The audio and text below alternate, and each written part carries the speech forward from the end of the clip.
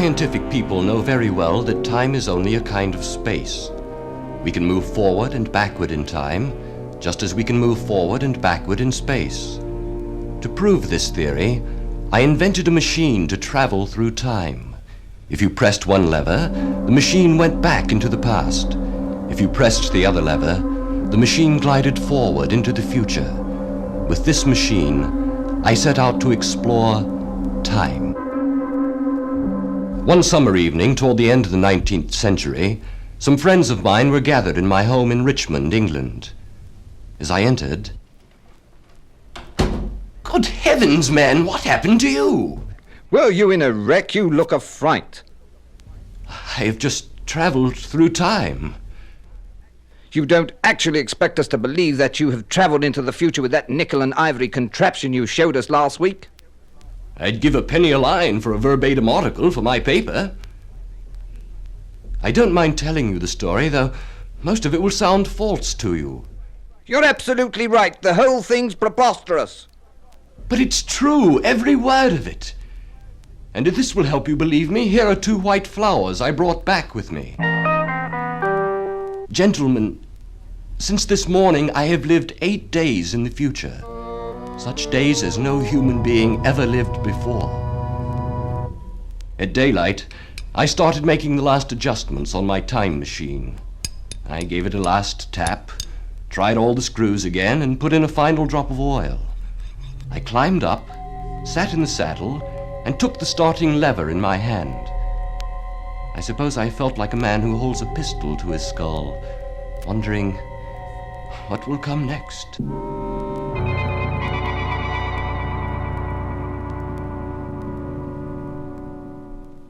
At first, I moved the advance lever ever so slightly. Had anything happened? For a moment, I suspected my mind had tricked me. I looked at the clock. I had moved ahead 5 hours. Then I drew a breath, set my teeth, gripped the starting lever with both hands, pushed it to its extreme position, and went flying off into time. Day went into night, and in another moment it was tomorrow. The change from night to day was like the flapping of a great black wing. The sensations of time traveling were excessively unpleasant. It was a feeling of helpless, headlong motion, and I felt the same horrible anticipation of an imminent smash. I went on, still gaining velocity. The landscape was misty and vague, so I slowed down. I was in the same place, only the time had changed. I advanced the rate of speed again.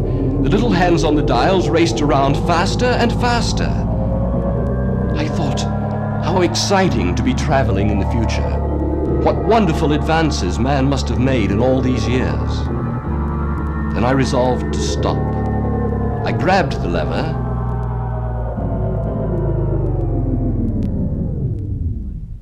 The time machine went reeling over and I was flung headlong through the air.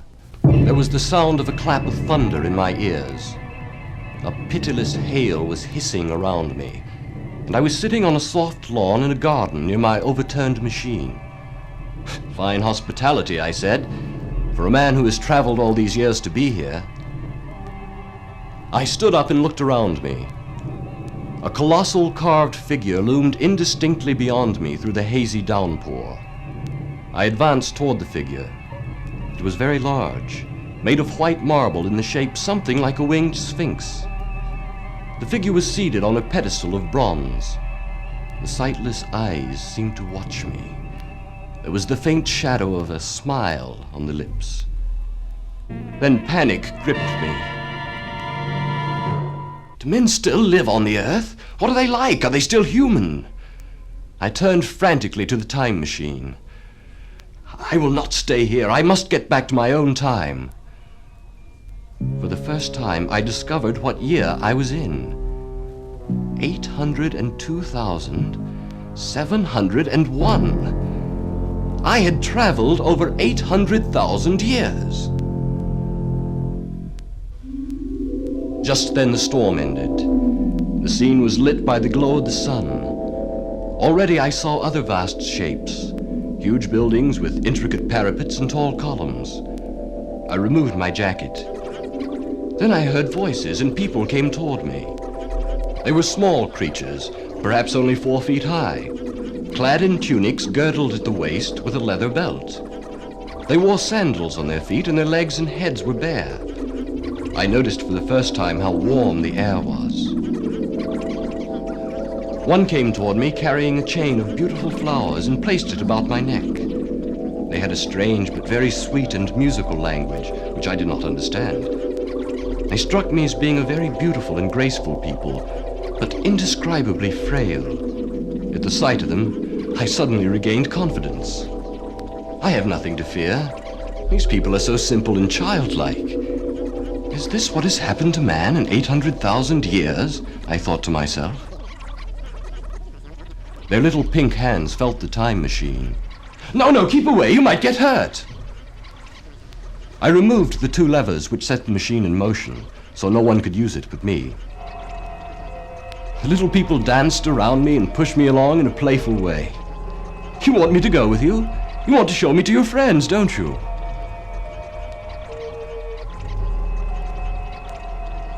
As I walked along with them, I realized that there were no small houses to be seen. The single house had vanished. These people lived in communities in these large palace-like buildings I'd seen in the distance. As we entered a building of colossal dimensions, more of the little people surrounded me. They took me into a great dining hall with many long tables and cushions scattered about. Upon the cushions, my hosts seated themselves, signing for me to do likewise. Yes, I'll be glad to join you. I am hungry. They seemed to have no meat or vegetables, for the entire meal consisted of large and succulent fruit. I tried to learn their speech, but it was difficult to learn from them, or to teach them, because they were so childlike. I finally discovered what they called themselves. I am man. Eloi! That evening, I went for a long walk alone. As I wandered about, I mused, where are their farms, their factories, their cities? Where is their work done? I came upon many ruins on that walk that showed vanished civilizations. It seemed to me that I had happened upon humanity on the wane. The ruddy sunset made me think of the sunset of mankind. My attention was attracted many times by several pretty little structures in the ground that had an unusual yellow metal canopy. I thought how odd it was that wells still existed in this strange time. I continued to wonder until the moon had risen. The Eloi disappeared before dark. I decided I must find a place to sleep and headed in the direction of the White Sphinx. I found the lawn where I had landed, but it looked different now. Something was missing. My time machine is gone!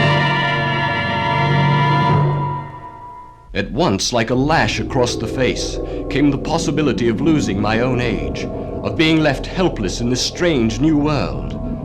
The thought of it was an actual physical sensation. I could feel it grip me at the throat and stop my breathing. In another moment, I was in a passion of fear and running with great leaping strides to the spot where I had last seen the time machine. I searched the bushes frantically. How could they have moved it? They are so weak and childish. Am I to be trapped here in this unknown world?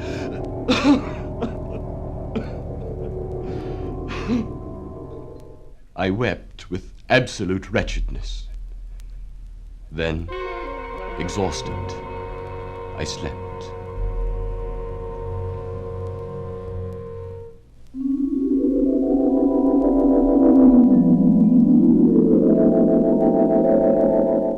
I awoke in the freshness of the morning.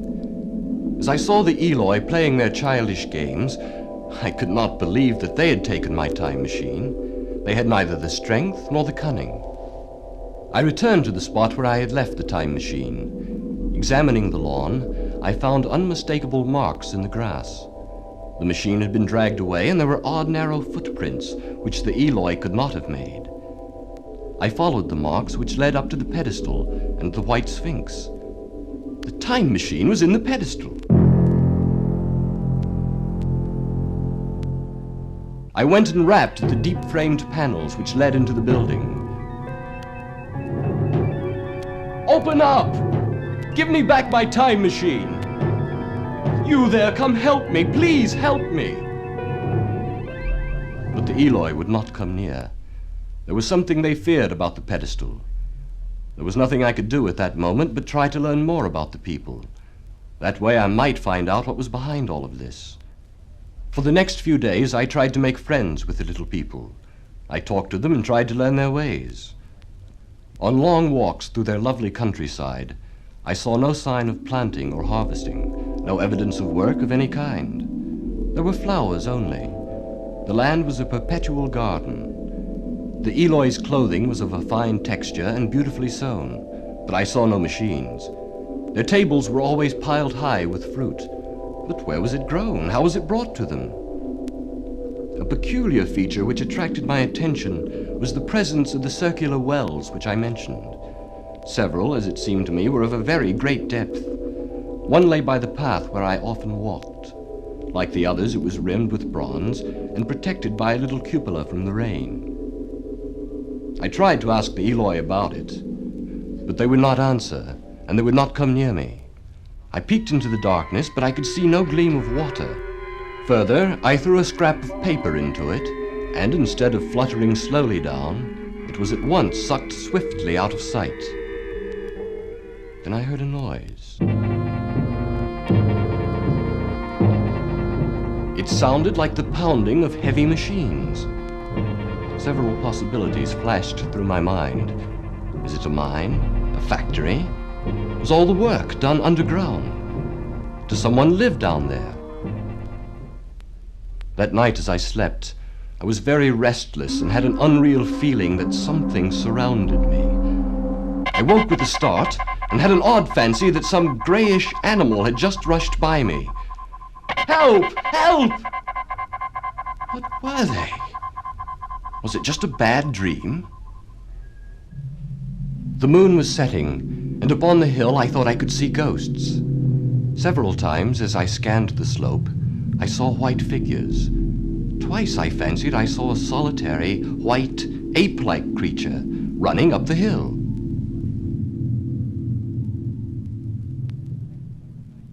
The next morning I explored a dark passage and some ruins. Suddenly I halted spellbound.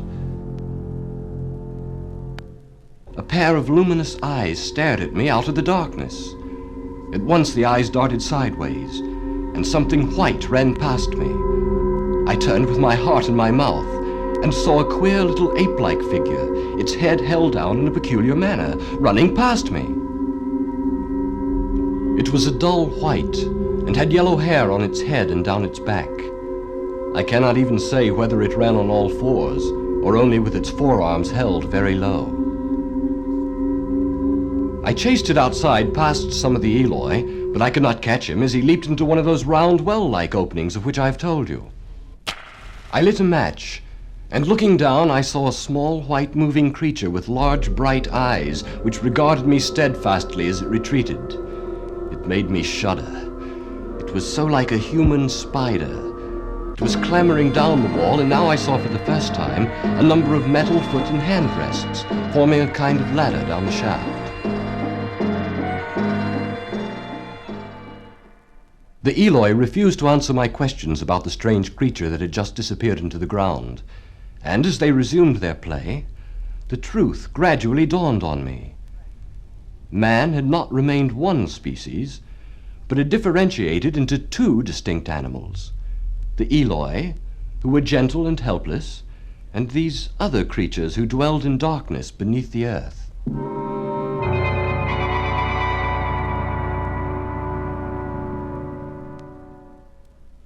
The structures, like wells, were really passageways for the undergrounders. Somehow, in their underground civilization, they did all of the work for the Eloi. I wondered, what is hidden down there at the foot of the shaft? And then the thought occurred to me.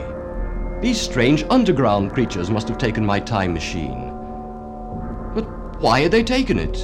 And why, too, if the Eloi were masters, could they not restore the machine to me?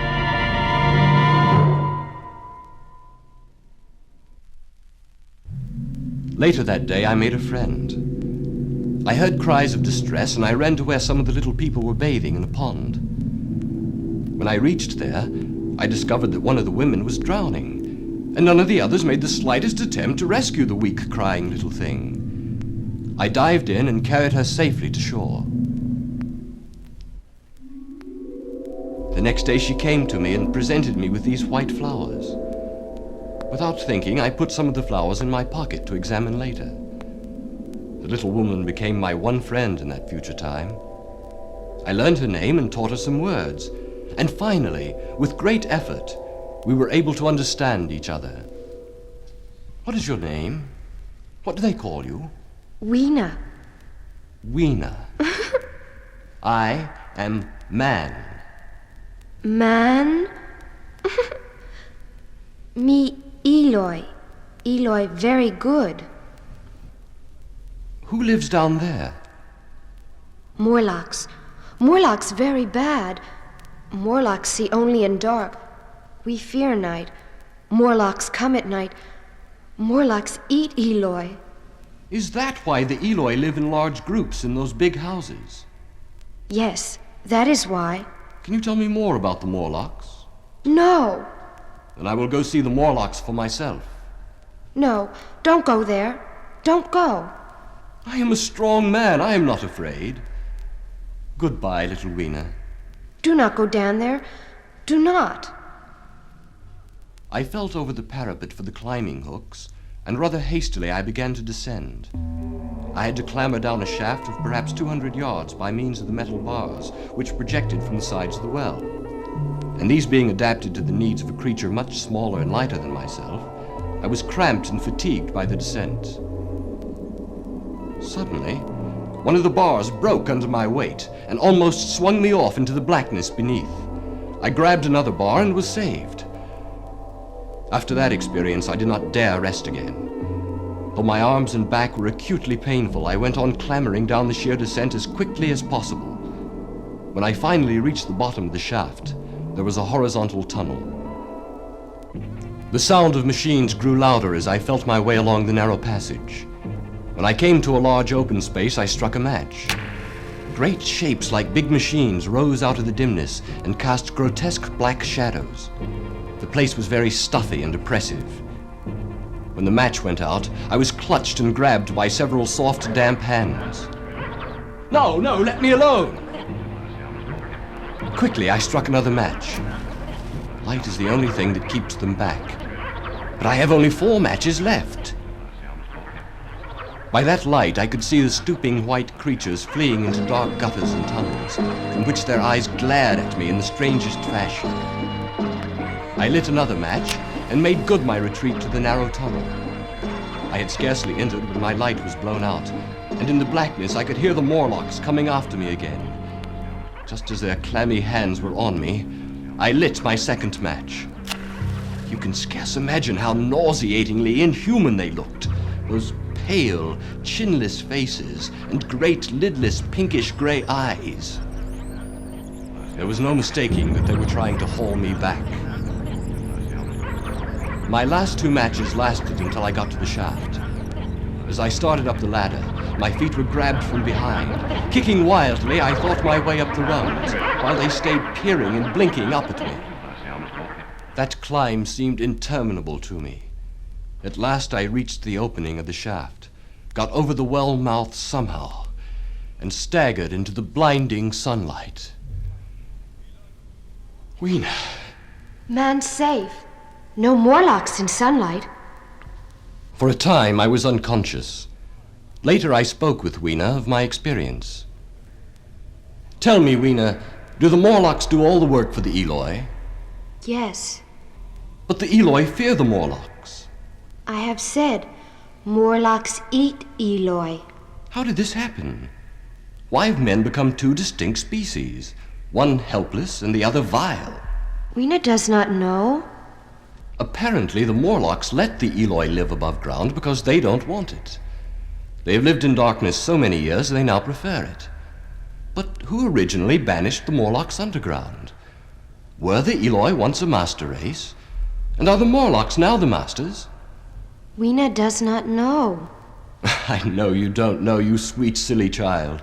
You just don't know. The next day, Weena and I went for a long walk. I too am afraid of the Morlocks, Weena, but I am not helpless. I will fight them. But how is the question? Matches are the best weapon, but I have none left. I must find some other weapon. You are a man. You will fight the Morlocks. We walked a great distance, perhaps 15 miles. It was early afternoon when I saw the distant pinnacles of a huge building. Weena, have you ever been to that building? What is in it? It is pretty. I have never seen it. Come, Weena, let us see what it is. We went along through the forest a few more miles. Then finally we approached the palace of green porcelain. It was deserted and falling into ruin. Along the face of it was an inscription in some unknown character. Ah, Weena, if you could only read, you might tell me what this means. Within the big valves at the door, which were open and broken, we found a long gallery whose walls were lined with a remarkable array of miscellaneous objects. Standing strange and gaunt in the center of the hall was a huge skeleton of a brontosaurus. Why, Weena, this is a museum. What is a museum? You will see, you will see. Going toward the side, I found the old familiar glass cases of our own time. But they must have been airtight to judge from the preservation of their contents. Others, however, contained only dust. What a pity, Weena. It will be impossible to trace the changes of men and animals during these thousands of years because of some broken glass. Morlocks! I could see in the dust a number of small, narrow footprints. Yes, the Morlocks are near. Come, Weena, I must find a weapon.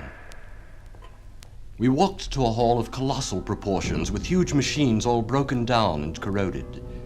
You know I have a certain weakness for mechanism, and I was inclined to linger among them. I fancied that if I could solve their puzzles, I should find myself in possession of powers that might be of use against the Morlocks. I turned to a machine from which projected a lever. Clambering upon the stand, I put all my weight upon it, and it snapped off in my hands. Weena, this mace will be my weapon. Come with me. Perhaps we can find something else that will be useful. Look, Weena, arms. This rifle looks usable, and these cartridges are in an airtight case. We are in luck. I loaded the gun, held my breath, and pressed the trigger. These cartridges are dummies. They're no help at all. Let's look further. We then entered another room that must have been a gallery of technical chemistry. I went eagerly to every unbroken case, then... Matches! Weena, I found matches! If they only work. We're saved, Weena, we're saved! We have the one thing that makes the Morlocks helpless. Light. We are saved! We are saved! In another case, I found a sealed jar of camphor. Look, Weena, camphor. This will make an excellent candle. It's highly inflammable. Come with me, we will go back to your people. It was near sunset when we left the Green Palace. As we went back through the forest, I gathered wood. Pick up these small sticks, Weena. We may need this to build a fire to keep the Morlocks away. It was soon full night, and among the black bushes behind us, and dim against their blackness, I saw 4 crouching figures. Weena, we must run for it through the woods. Even with a fire, I wouldn't feel safe here. I will amaze our friends by lighting a fire here. Come on, let's go! With the fire blazing brightly behind us, we ran boldly into the woods. In a few minutes, the Morlocks surrounded us. They were on our heels, clutching at our clothes, grabbing for our faces. I freed one hand and lit the camphor. I held it flaring and saw the white backs of the Morlocks in flight amid the trees. When they had been pushed back, I looked around and found Weena unconscious at my feet. I lifted her in my arms, and then I realized I'd lost my sense of direction. I did not know which way was out of the forest. I was in a cold sweat. I had to think rapidly what to do. I determined the best thing was to encamp where we were and build a fire. I put Weena, still motionless, down upon the turf and began collecting sticks and leaves. Here and there, out of the darkness around me, the Morlock's eyes shone like carbuncles. Very soon I had a smoky fire of green wood blazing. The smoke made my eyes heavy. I was exhausted, and I slept.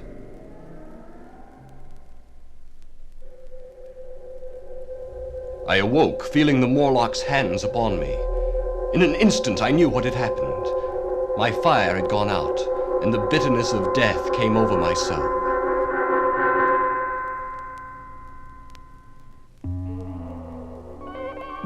I was caught by the neck, by the hair, by the arms, and pulled down. It was indescribably horrible in the darkness to feel all those soft creatures heaped upon me. I felt as if I were in a monstrous spider's web. I was overpowered and went down. I felt little teeth nipping at my neck. I rolled over and grabbed my iron lever. It gave me strength, and I struggled to my feet, shaking the human rats from me. Holding the bar, I swung at them with all my strength. The woods seemed full of the horrible creatures. Then, for no reason, they turned from me and started to run away. Suddenly, the woods seemed to grow light. I turned around. The whole forest was aflame. It was my first fire coming after me. With Weena in my arms, I fled. Once the flames outflanked me on 3 sides. I ran to the left, then to the right, zigzagging around the flames. Finally, I reached a small open space on a hill. We're safe here, Weena. The fire will not reach us this high. The forest burned on all sides, and the Morlocks, blinded by the flames, were helpless. Several times that night, I tried to tell myself it was just a nightmare, but it was no dream. It was real, ghastly, but real. Finally, the fire burned itself out. Day. It is day. We do not need to be afraid. We can go back now. I could now get my bearings. With Weena, I made my way to the Eloi. After the terror of the night, I was exhausted. I slept in the bright midday sun and awakened a little before sunset. I was refreshed and thought carefully over the problems I was facing. All I was really thinking about was how to get out of that place. I did not wish to stay there another minute. Men had become useless and terrible. I had to get away. I went toward the White Sphinx, where I knew the Morlocks had dragged my time machine. I was armed only with my crowbar and the determination to return to my own time. And then came a most unexpected thing. As I approached the pedestal of the Sphinx, I found the bronze valves were open. They had slid down into grooves. At that, I stopped short before them, hesitated, then slowly entered. There is my time machine! And this is too easy. The Morlocks think they can outsmart me, do they? I felt in my pockets for the control levers of the time machine. Then I stepped fully inside the pedestal. As I examined the machine, the doors of the pedestal slid shut, just as I had expected. I was in the dark, trapped, or so the Morlocks thought. Again, the Morlocks' hands were upon me. I quickly fitted the levers on the machine. I could already hear their murmuring laughter as they came toward me.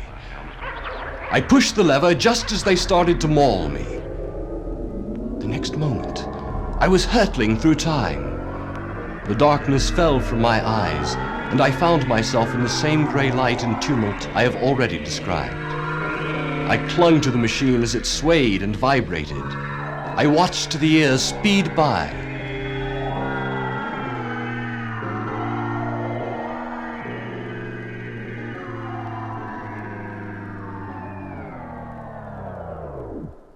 Then, I was back in the laboratory. I was greatly relieved. I was back in the present. Everything was exactly as it was before, only my time machine had moved from the southeast corner of the laboratory to the northwest corner.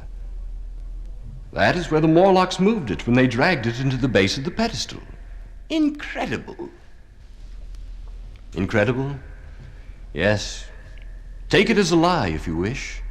I hardly believe it myself. And yet... Are those the flowers Weena gave you for saving her life? I have never seen anything like them. Yes. I have them to comfort me now. They prove that even when mind and strength had gone, gratitude and tenderness still lived on in the heart of man.